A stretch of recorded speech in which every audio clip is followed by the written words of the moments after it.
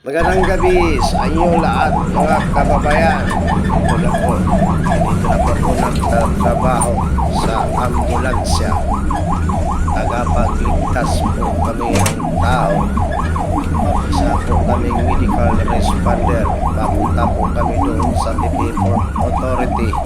May susunduin po kaming pasahero sa kalalaki. Kailangan niya ng ambulansya kasi masama raw ang pakiramdam niya.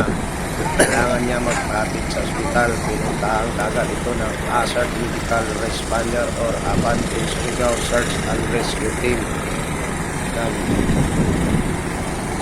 Doon na po ang kasamahan namin.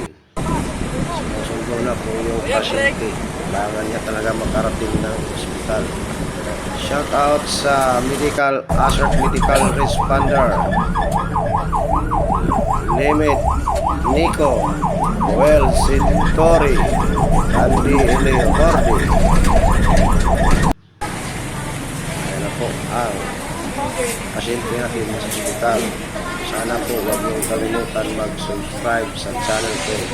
Maraming salamat po.